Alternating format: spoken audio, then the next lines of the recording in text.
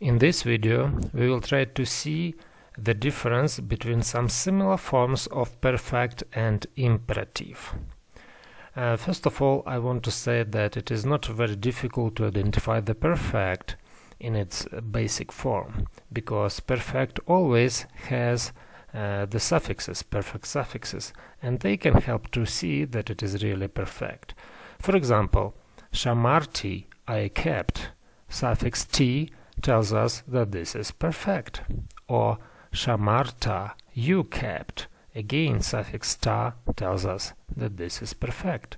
Shameru, they kept, and suffix u also helps us to identify that this is a perfect.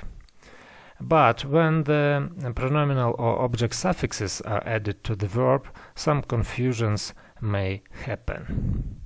For example, shamarti, I kept, but shemartim, I kept them.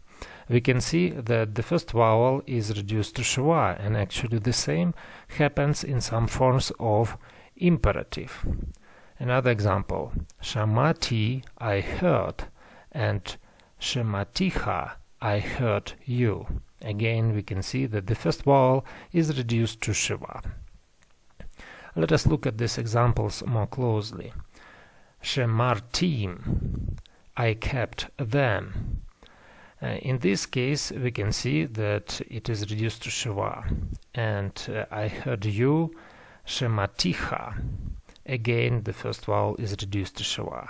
But in this case, it is impossible to confuse these forms with the imperative because of the perfect suffixes, t, in both cases.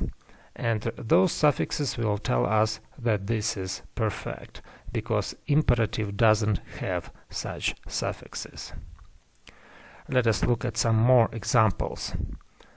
Avattani. Again, we have ta, and this is the suffix of perfect, and it can help us to identify it.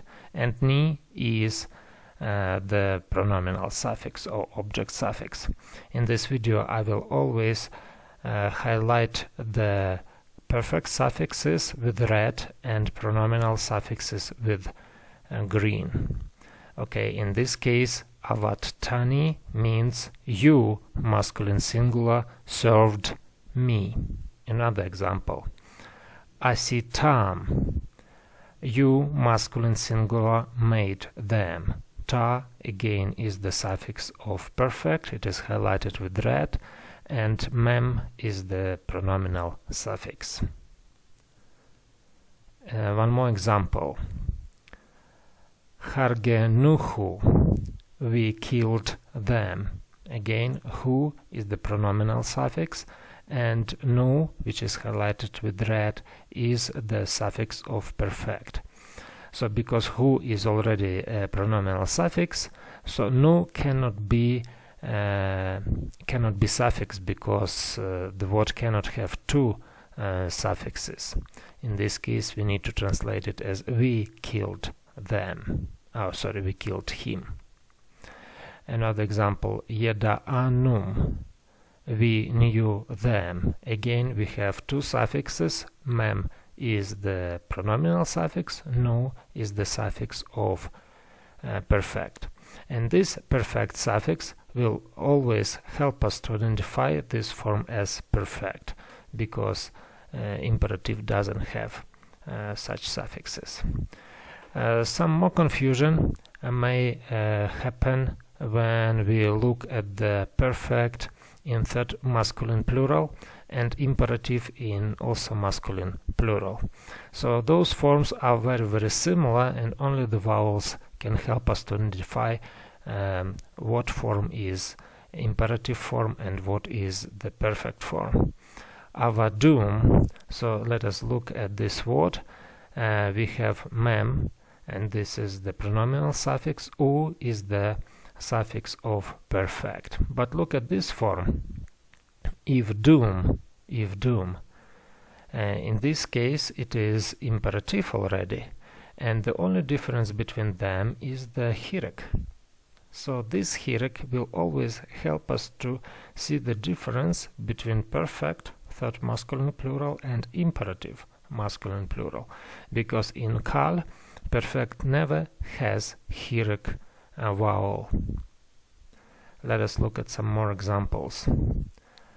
Azaruni, they helped me, and this is perfect. And very similar form is Runi, and this is imperative. And again, Hirak will help us to identify that this is perfect. Hirak and following Sheva will help us to say that this is actually imperative. Yes. So let us see some more examples. Azaranu, he helped us, and this is perfect. And Ozrenu, and this is imperative. And this is one more very difficult issue for some students of ancient Hebrew, because this is a third masculine singular. First case is the third masculine singular perfect, and another example is imperative masculine singular. A perfect third masculine singular doesn't have suffix. This form doesn't have suffix. So in this case, the only difference between them would be kametz hatuf in imperative, and also the linking vowel tsere. So pay attention to this. In perfect, the linking vowel between the root and the suffix, pronominal suffix, is either kametz or patach. But in imperative, the linking vowel is tsere.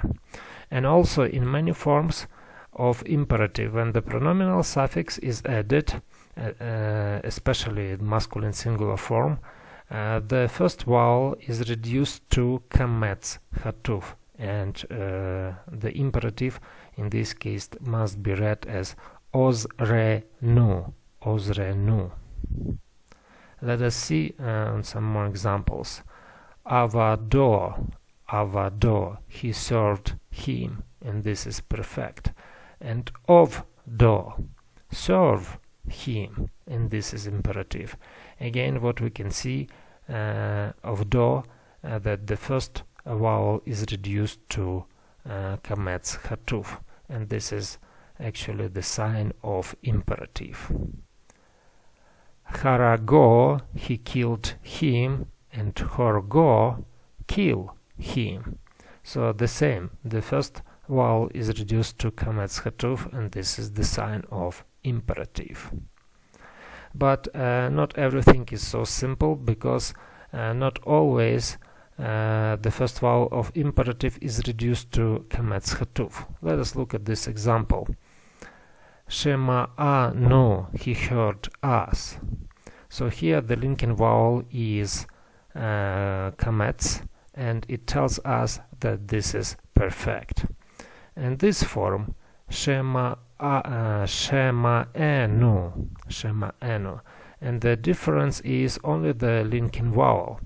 In perfect we have kametz, but in imperative we have tsere. So in many cases this tsere will help us to identify the imperative. So as you see, sheva under the first radical of, or the first consonant of the root is the same in both cases, but the difference only with the linking vowel. In perfect it is either kametz or patach, but in imperative it is tsere. So now let us practice.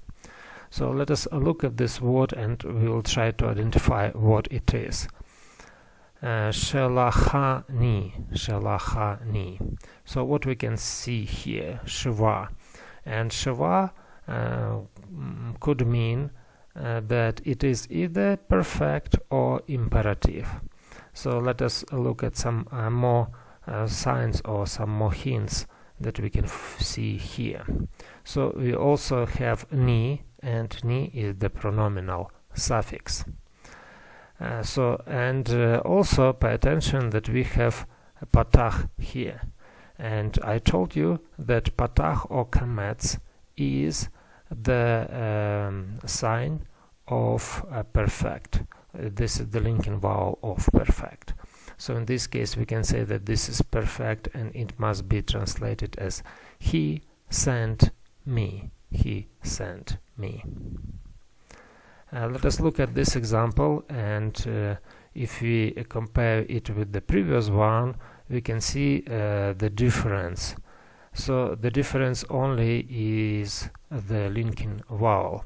So we have the same sheva and pronominal suffix ni, but the linking vowel is not patach but tsere, and it can help us to identify this as imperative, and we need to translate it as send me. Send me. So let us look at this example. Shalachnu, shalachnu, and pay attention that the first vowel is not reduced to sheva, and it is not kametz hatuv, it is just a full kametz, because we don't have sheva. Sheva doesn't follow it.